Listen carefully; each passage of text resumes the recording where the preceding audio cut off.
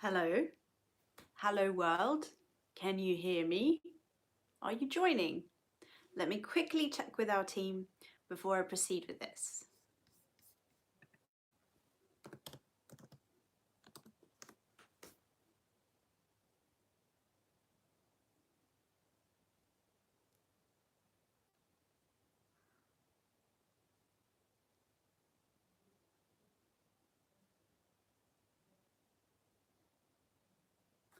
I promise I will talk, and we're going to start the moment I know that we are live and all of this is working for all of us. Let us know in the comment section if you can hear me and if everything's okay, please. That would massively help because it's always a little bit of a gamble with these things. So yeah, I think it's all working and I can see that people are joining and I'm really pleased that you're with us this Friday. As you can tell, I'm still at the dacha and today's subject is, well, how to start a healthy lifestyle while stuck at home in quarantine.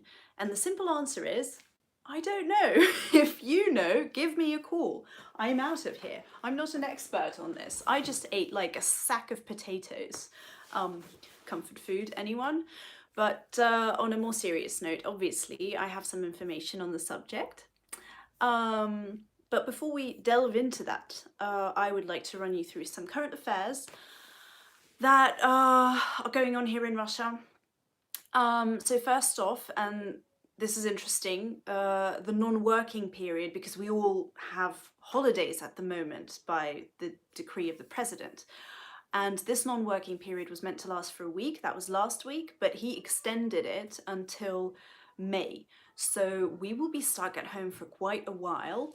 And officially, we're not even working. Obviously, most of us are.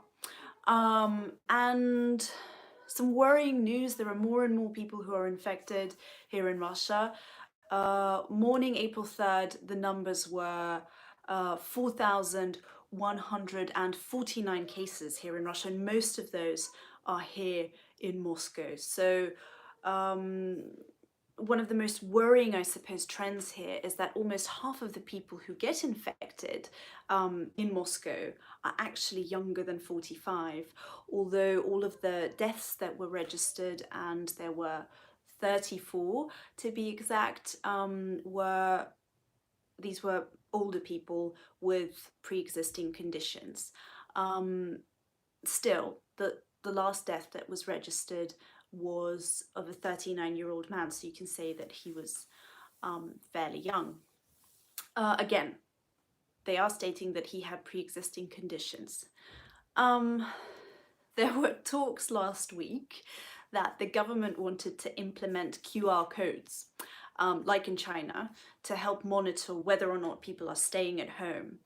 And some were very upset by this, saying that this would probably turn our lives into an episode of Black Mirror, if you know the TV series.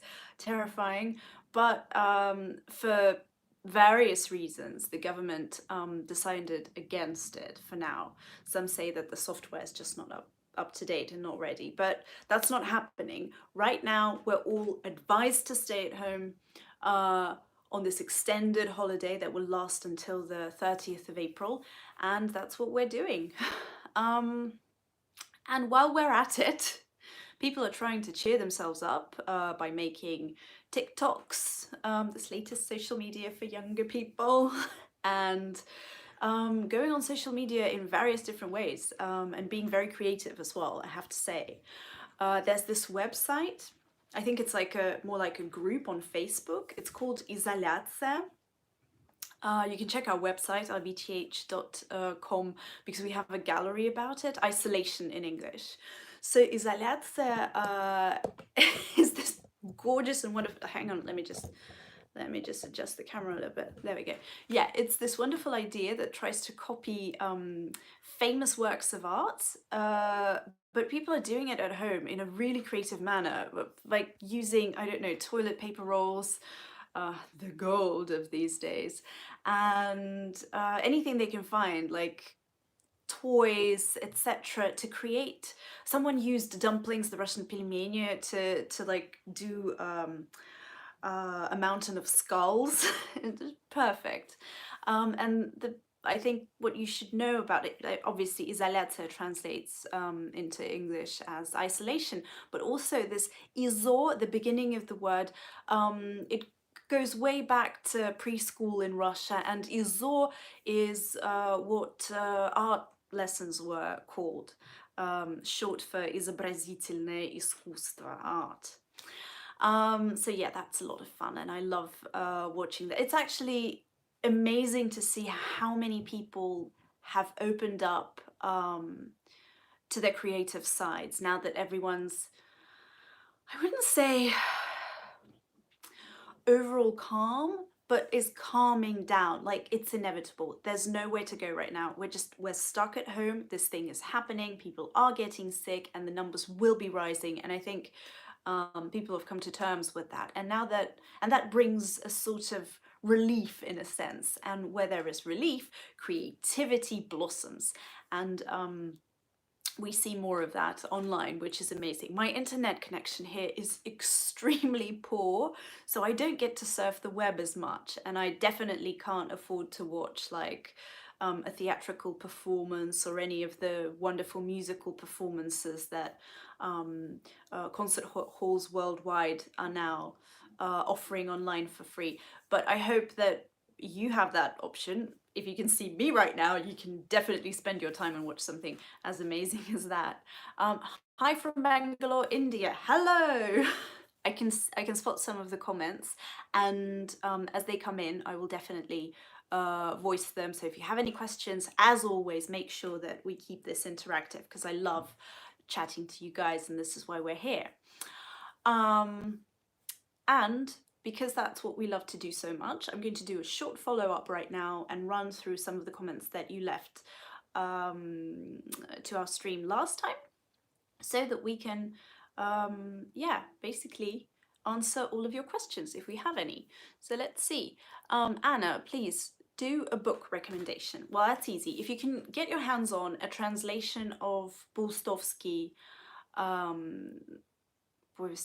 Story of a Life, do that, because it's my favorite book. I love it as much as War and Peace, and I think it's an incredible work of literary art.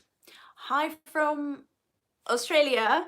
Come back home, Anna. I wish I could. How are you guys holding on? What's the weather like? And Manish M left us a comment. Would love to visit Russia someday. I have a request to show some of the premier universities and modern Russian architecture.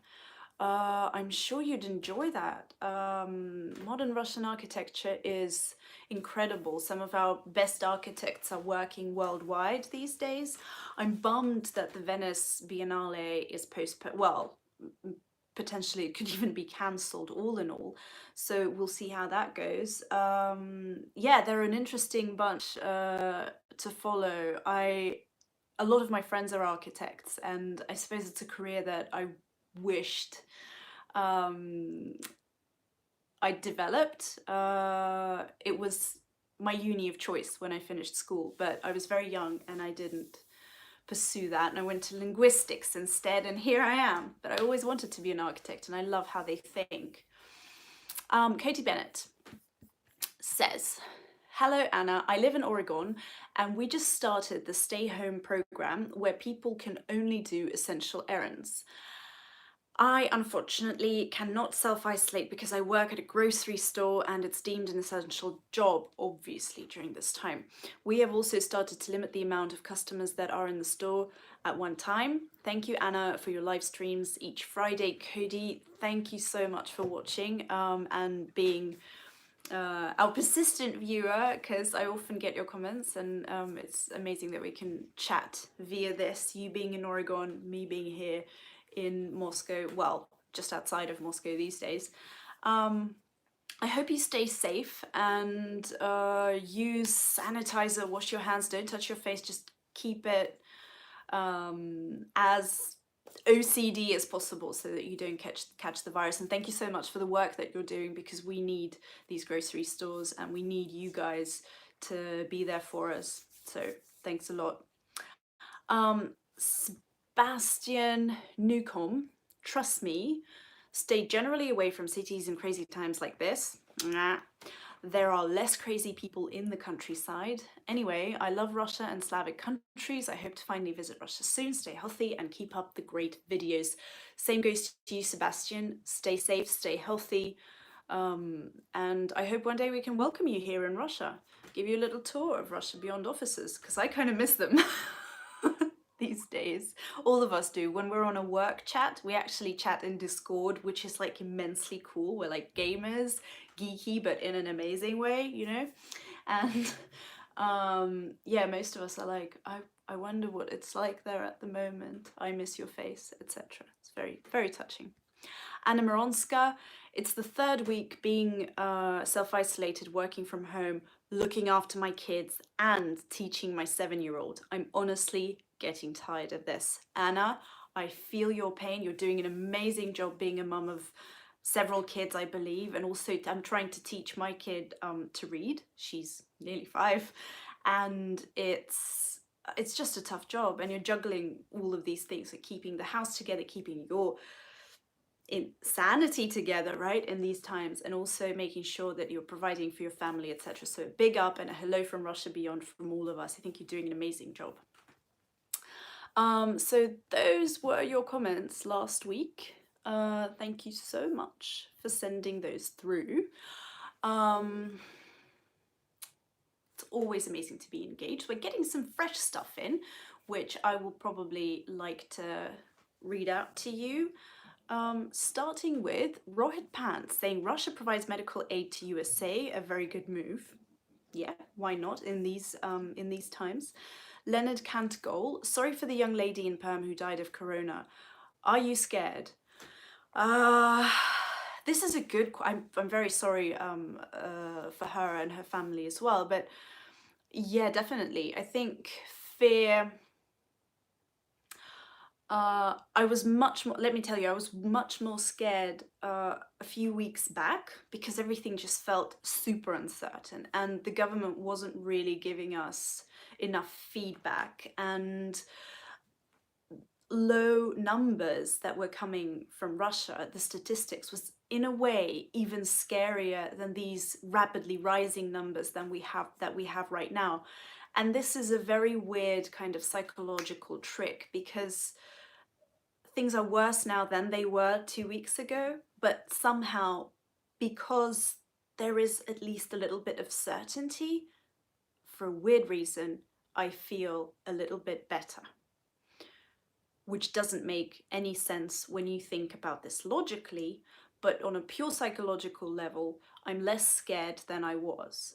And isolation gives you perhaps a false sense, but of some control, that you have things sorted, which is completely not true because I can go to the grocery store tomorrow, touch something, touch my face, get ill, get infected, pass it on to all of my family, and my parents are older than 60, so danger zone, and all that could happen just from buying some food. So false sense of security, but nonetheless a little bit better than we were before.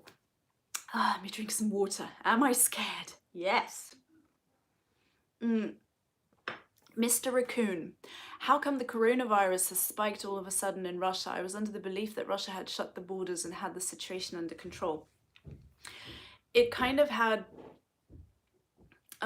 it stalled the spread of the coronavirus, but still we already had some cases, and it was mostly people flying in from abroad, from Spain, from Italy, and they very quickly, if they didn't self-quarantine, because this thing spreads so fast, it started spreading here as well. So it was inevitable. It was just that we were a little bit behind. And the way things are right now, I saw someone comparing Moscow to New York. So if these numbers are already changing exponentially, they might just skyrocket in a week. So we're expecting that things will get really bad by mid-April. Yeah. Samita K, I'm angry and extremely frustrated staying indoors. I'm very sorry that you feel that way, but I think right now it's the safest thing to do, because I personally know people who are young and they were very healthy sports geeks, again, subject that we will talk a little bit more on later on today, who fell ill, and it was tough for them. It was by no means a light flu or anything like that. They did not feel well at all for quite a while. So Samita says, I'm walking in my apartment complex for 2 hours daily in order to stay fit. Brilliant. Now this is golden information. I need to start doing that too, because I'm just eating, man. I'm like, I lost a little bit weight like a month ago, full on. I'm just gonna store everything back. Well done. I should do that. I should walk more as well. So yeah, I'll get back to your comments as they keep coming in throughout the stream. Right now, I just wanted to talk you through what we're working on, because we still are. Like, my poor internet is not going to stop me from creating content that you guys can enjoy at home. So what we did this week is I filmed like a little tour of my place here, and we're going to be making an entire video dedicated to this dacha culture that I love so much, dacha culture in Russia. And hopefully, if everything goes well, because everyone's working from home and you never know, it's going to be up next week on Wednesday. So fingers crossed that might happen. It's funny, so light, funny content, something that all of us need these days. And then Tim's also busy because he has lots of videos coming up. Check Tim's channel, which is RTTT. And if you haven't noticed, but maybe you already have, Tim's also streaming here on Russia Beyond. This is happening while we're all at home, and he's going to be streaming from here on Tuesday, but his regular RTTT streams, they're going to continue, and they're happening on Thursdays. So we've got Tim Tuesday, Tim Thursday on RTTT, and then back to Russia Beyond on Friday. I'll be here at 8 p.m. Moscow time now, a little bit later, for to make sure that it's more comfortable for you to join. So there we go. All of us are trying our best to keep you updated, to make sure that you have enough entertainment content and informative content as well to get you through these quarantine days. And we've had some really popular articles that I suggest all of you read on our website, rbth.com. So one of them is about Putin unleashing lions all over Russia to force people to stay indoors. That's obviously a hoax, but it potentially could be 100% effective, people say. So have a look at that article. And another one would probably answer your question about why there are so few cases in Russia of coronavirus. And if the numbers are relatively low compared to elsewhere in the world, why is Moscow building a huge hospital near the city? So we already have Kommunarka, which is very large, and then they're building this other complex to make sure that there's enough space for people who get ill. They're building it very urgently, and they've announced it on the 10th of March. Basically, that's when I started to get really nervous, because I thought, well, if they're doing this, they must know something that I don't know. So self-isolate all the way. We've been in self-isolation approximately from that time, I think. Yeah. 9th of March, 10th of March, something like that. So we stayed in the apartment for a few weeks and then moved to the countryside. So together with Russia Beyond, we tried to find out why this new hospital is needed, and also investigated a little bit what it would be like. Just checking some of your comments. Yep, I'll read those a little bit later. Perfect. Just finishing with the articles with Russia Beyond.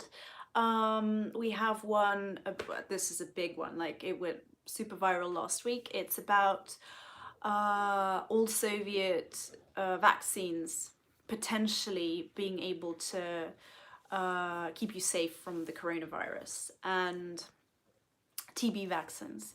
So apparently, some American scientists reported that a century-old tuberculosis vaccine could have an effect on the coronavirus disease, and we decided to find out what this shot actually is. It's called BCG, and infants get it when they're just 5 days old, I think. Yeah, and read that article. It's on point. It explains, well, spoiler alert, no, that vaccine will not save you and it won't help. But it also explains why people in Russia, for example, or I forgot the other countries, but I definitely know about Russia, why people in Russia all have it, because we still have TB, tuberculosis cases here in Russia, and then there are countries like Norway and the United States where you don't actually have to have a TB shot, and people don't have that, and they're not immune to it. But yeah, to cut a long story short, the idea is that China kind of contradicts this whole theory because it's you have to have that shot in China, and all of the people do. Yet still, as you know, China was the first place to have the coronavirus pandemic these days start. So no, there is no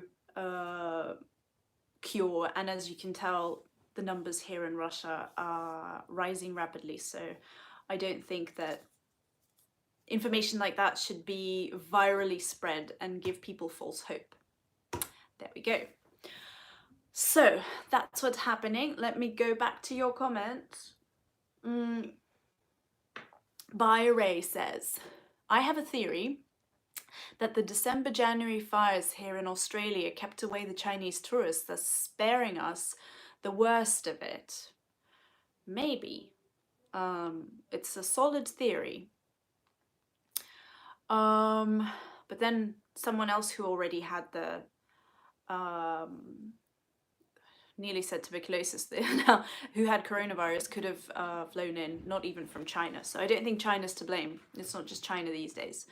Graham McKemmy, how common are Dutches to Russian citizens? Grammy, Grammy. That's kind of, it's like we're best friends and you're a Grammy to me.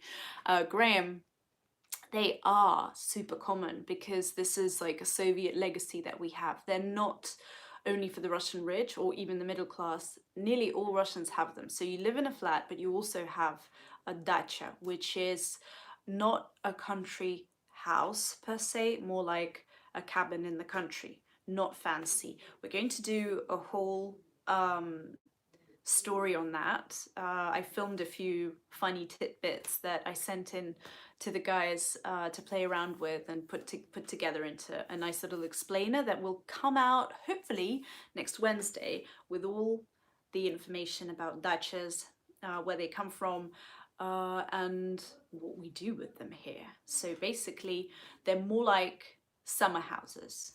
But tune in next Wednesday to find out more. Omar, it's not possible to contain the virus spreading by closing borders unless it were for a long time, and that would be terrible for the economy. I'm no expert in this, but I think closing borders has actually worked for some of the places pretty quickly, so there's information online about that. JW11, hello Jay, hi Anna. But why are the numbers rising in Russia? I thought they closed the borders a long time ago. No, they didn't. No, they didn't close the borders. In fact, I think we're still bringing Russian citizens back into Russia. They are not regular flights, but we're still allowing people to come back, and a lot of them will be infected, definitely. So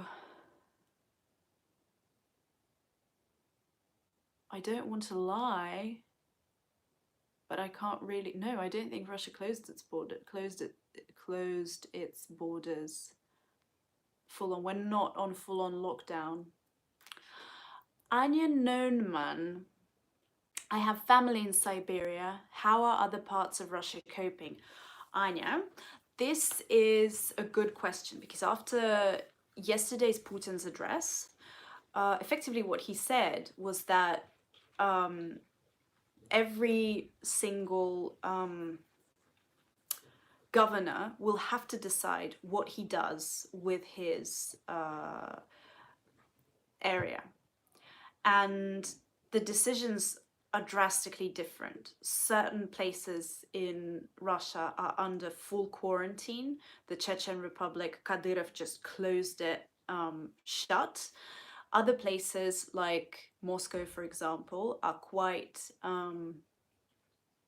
liberal. You can go to the shop, you can drive your personal car, you can drive out of the city and drive into the city, go to the pharmacy. You're not allowed to do any outdoor sports.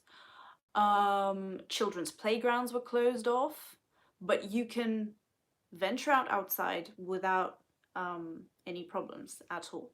Obviously, you'd have to somehow prove that you're going to the shop or a pharmacy or doing something essential. Like, you're not allowed to walk around just for leisure, but you can go outside. In other areas, you're not allowed to do that.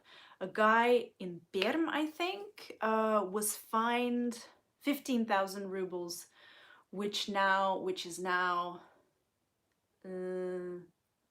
like, what is it these days? I can't check, and I'm using my phone, so I can't use my calculator. Well, it's definitely less than $100. He was fined for moving. No, it's more than $100. What am I saying? It's nearly $200, isn't it? Help me. 15,000 rubles in dollars. How much is that? So he was trying to park his car, sort of move it onto a different location, and he was fined because he wasn't allowed to go out. But that's PM. So yeah, everyone's coping in their own areas differently. Right. I'll get back to your comments shortly. Right now, I want to talk to you about Russia Beyond says $195, 15,000 rubles. Thank you so much, guys. I would like literally go broke without you with my mathematical skills, but nearly 200. Okay, so main theme, sports.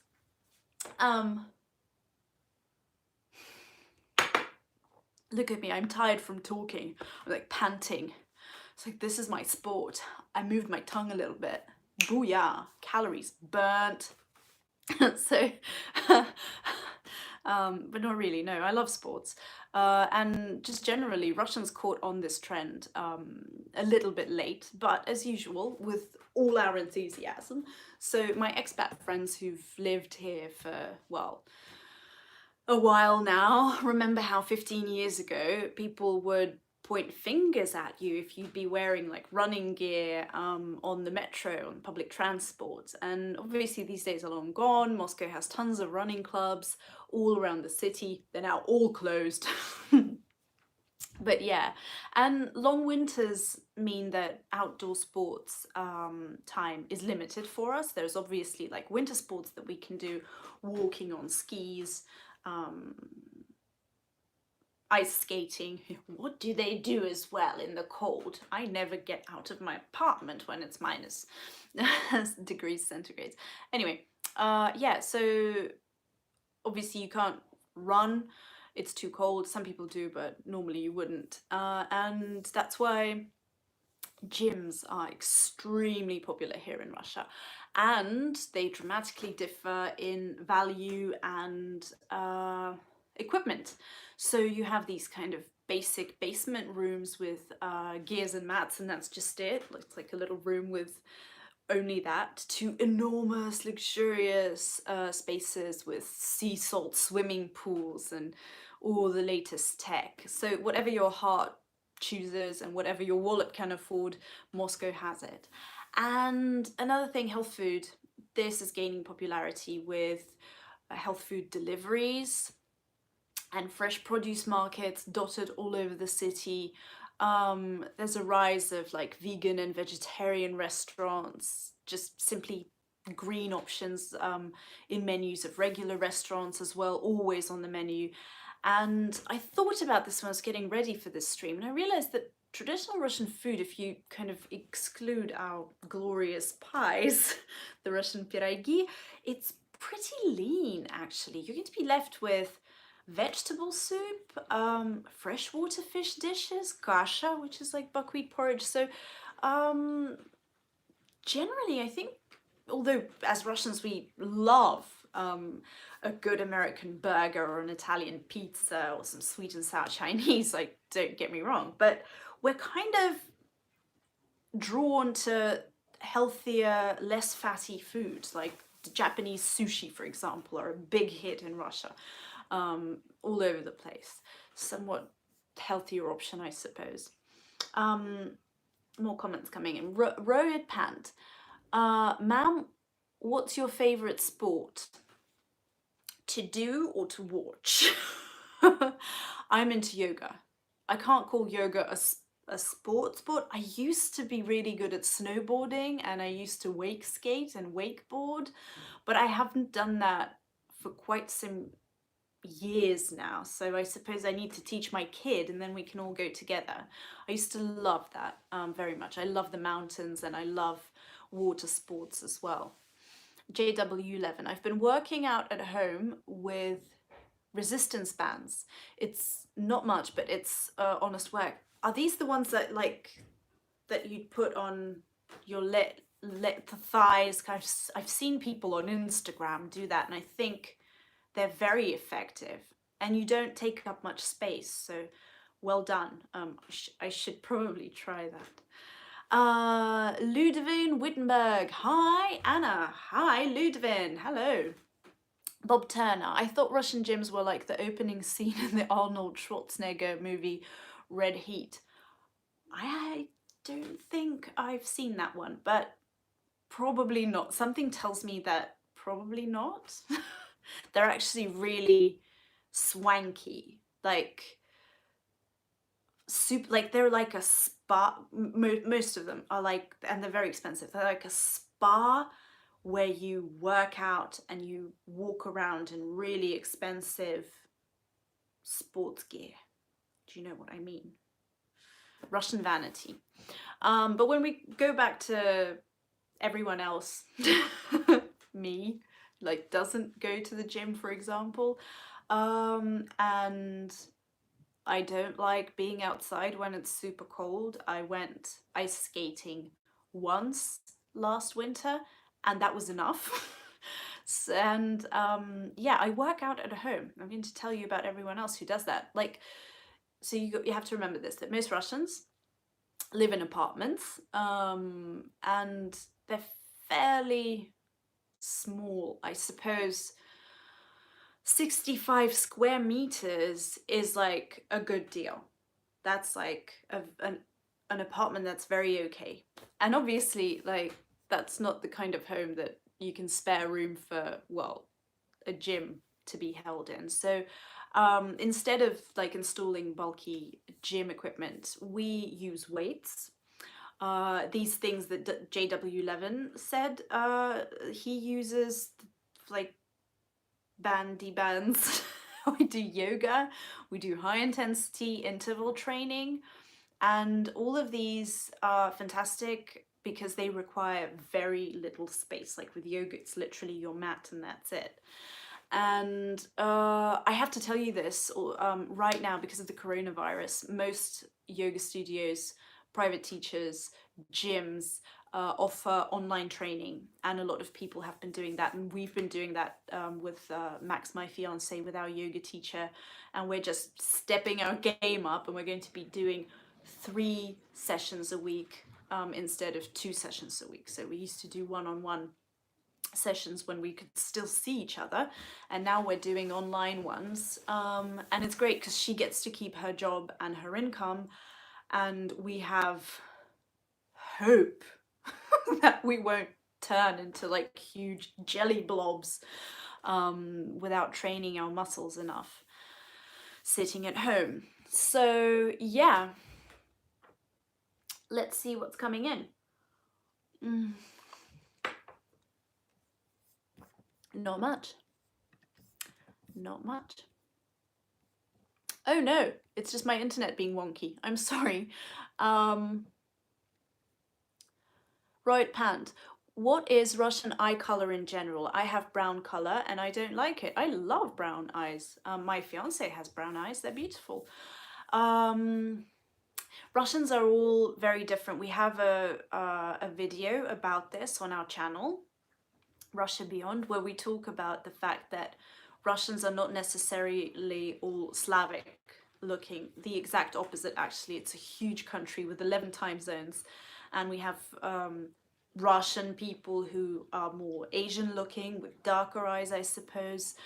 Russian people who are Asian looking but from Kazakhstan with blue eyes.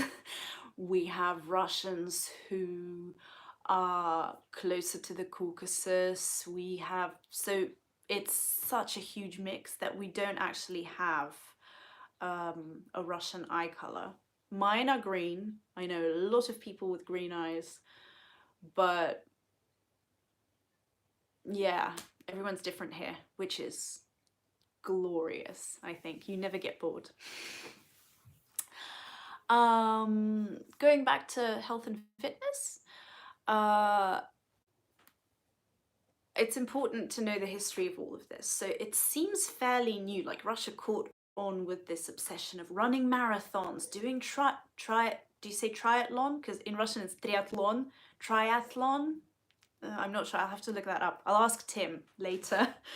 And these like extreme healthy, sporty things as a nation. And this obsession is sort of very different from what we had in the noughties, in the like early 2000s, where everyone was obsessed with glamour and partying all night and alcohol and drugs and all of that. That just seemed to be like the cool scene for a while.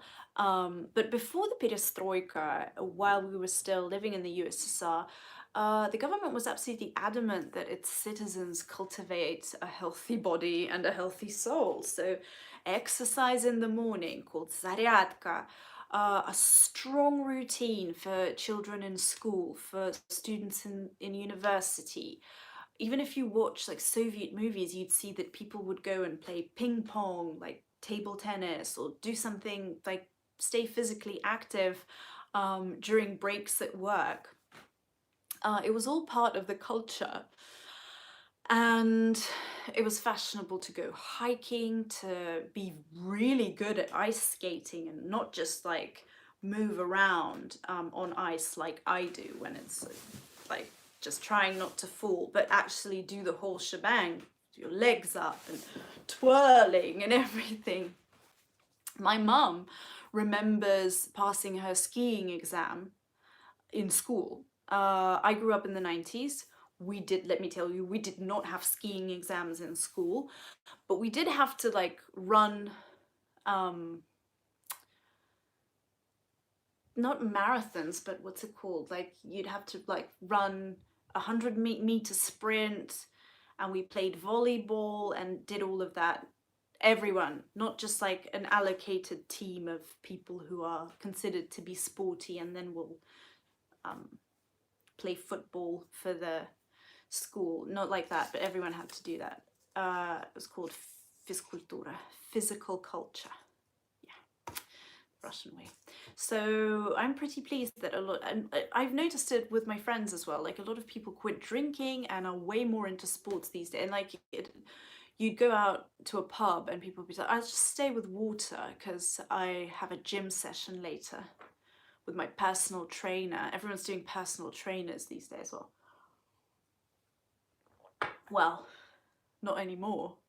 Personal trainer via Instagram, online. That's all we get these days. Okay.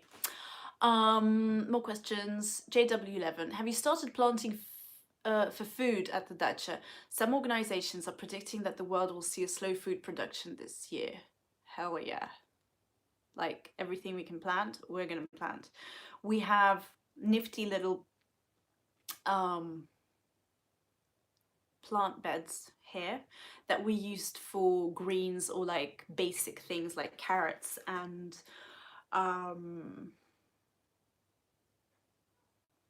what's it called? What's svekla called? Radish? No. Like a beetroot, purple root, beetroot. And beetroot, these kind of things that are easy to grow. But this year I'm gonna be like, Mum, we're doing the full shebang. Let's do potatoes, we have like berry bushes and apple trees that are great for preserves, like jam, chutney, etc. I make a killer chutney, by the way. So yeah, we're definitely going to be doing that. Oh yeah. Leonard Kattengol. Are there cities in Russia closed off from foreigners like Soviet times? Yes, there are, but like a tiny amount of them. I think they're for like research and studies. But to be honest, I've never been to one, so I don't know. Yeah, something to do with space exploration and the army.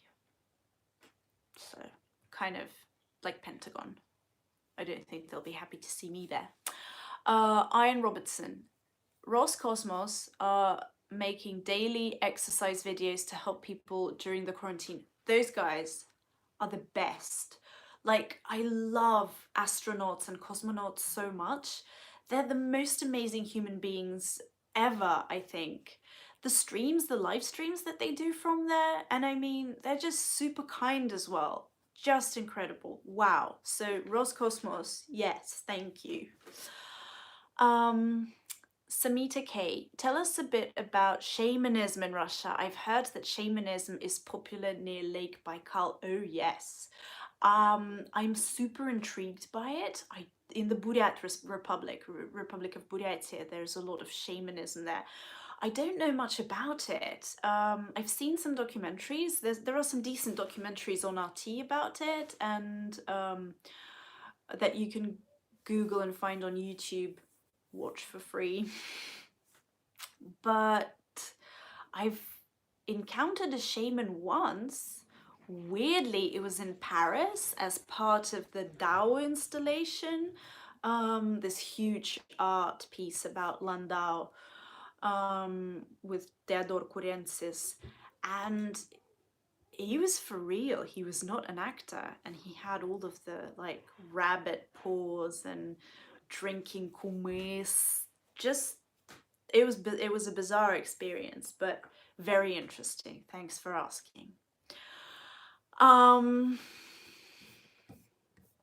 Yeah, so I read out your comments.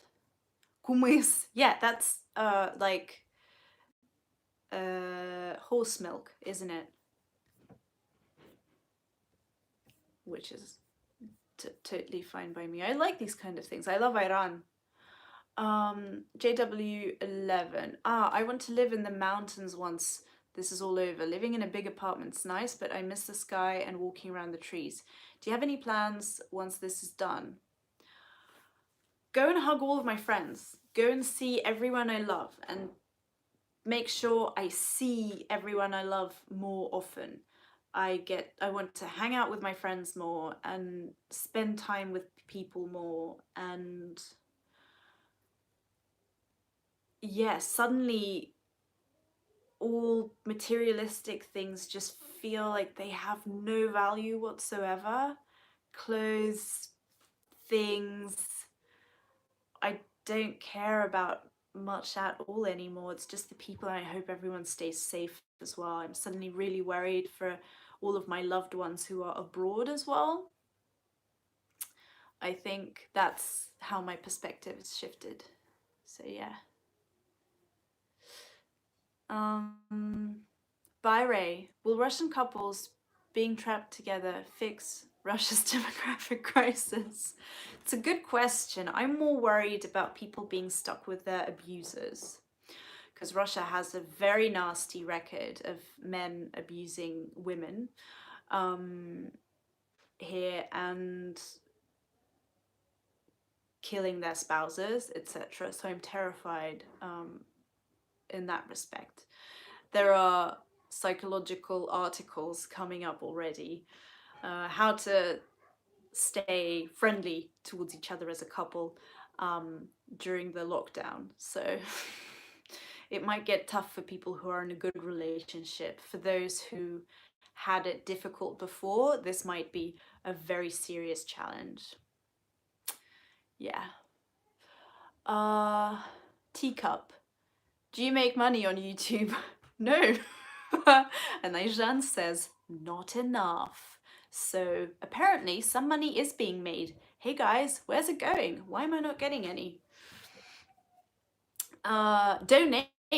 Donate, donate, donate. Donate, donate, donate. We'll get something cool for Aijan. Rohit Pant. How much Russian middle class man should earn to take care of his family of 2 children? That's a very good question, because first off, I think that both parents should always work. That's it.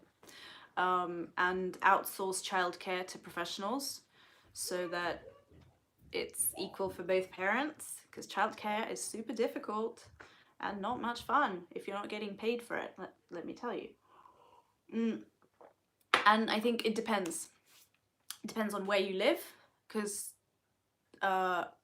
prices for rent, food baskets, just general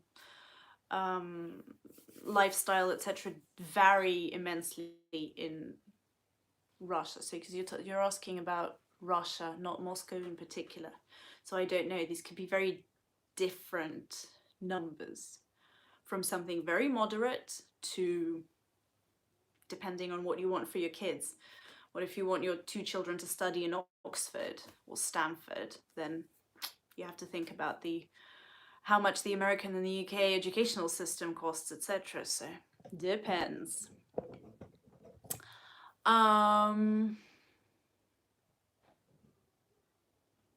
Okay. Well, how are you feeling locked down? It's getting more and more difficult for me. I've been staying at home. Anna Mironska. Hi Anna, we read your comment out earlier, the one that you left last week, I suppose, saying that you're teaching your 7-year-old kid as well, and it's not that easy. Yeah, I'm feeling all right-ish. A little bit scared, and it's a psychological, I feel this psychological pressure. Like, I want to be a little bit more bubbly and a little bit more friendly and a little bit more relaxed, but I'm usually a bit more like, do you know what I mean? You're like trying to like get the breakfast ready and make sure they're studying and she's clean and she brushed her teeth. Like, that's how it feels right now. I don't have my usual ease and fluidity because I am stressed. But I'm working on it. Yoga, meditation when I can, reading a book when I can. I'm suffering from sleep deprivation again. I wake up in the middle of the night and I can't fall asleep. So I chose a book about 19th century Russia. Very slow. It's Anna Kern, remembering her encounters with Alexander Sergeyevich Pushkin, the famous Russian poet. So it's like really toned down, and I just read that in the middle of the night to keep myself from checking my phone and looking at the numbers all the time. That's what I do. So anyone asked for book recommendations, if you're struggling with insomnia like me, that could work. JW11. France is providing free stay at the hotels for abusive victims in relationship. Is the Russian government doing anything to help the poor and the unemployed? The poor and the let's do this again.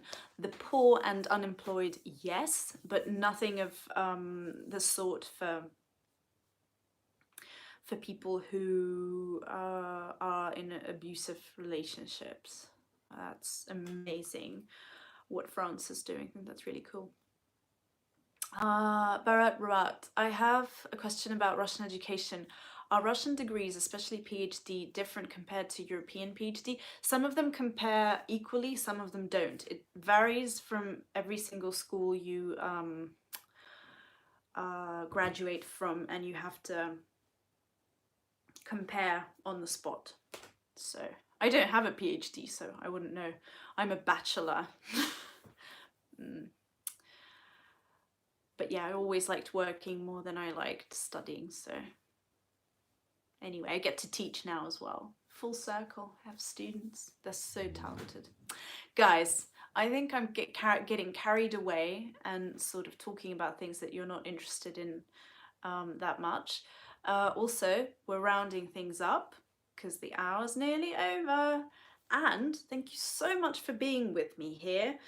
Thank you for your attention, for your amazing comments, your interesting questions, and your time. And I'll see you next week. I think same time, but we'll keep you posted. And yeah, try and keep your eyes peeled for a video that we're about to launch next week, hopefully Friday. No, just lied to you, Wednesday. We're aiming at Wednesday. Thanks so much, guys. Bye.